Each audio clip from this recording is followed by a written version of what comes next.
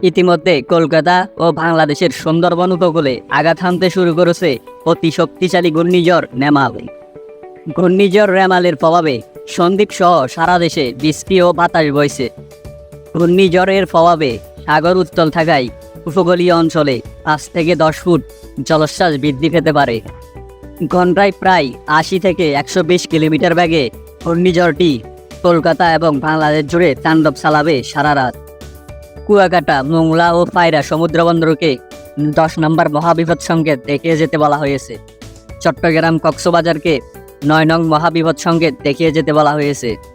আজ সন্ধ্যা 7টা নাগাদ বাংলাদেশের দক্ষিণ পশ্চিম উপকূল অতিক্রম করতে পারে ঘূর্ণিঝড়টি। ইতিমধ্যে উপকূলীয় অঞ্চলে মাইকিং করে সাধারণ মানুষকে সতর্ক করা হচ্ছে। সাতক্ষীরা, বাগেরহাট, ভোলা, পটুয়াখালী, কুয়াকাটা এসব অঞ্চলগুলো 10 নম্বর মহাবিপদ সংকেতের আওতায় থাকবে। উপকূলীয় অঞ্চল চট্টগ্রাম, কক্সবাজার, নোয়াখালী, ফেনী, ভোলা এসব অঞ্চল 9 নং মহাবিপদ সংকেতের আওতায় থাকবে।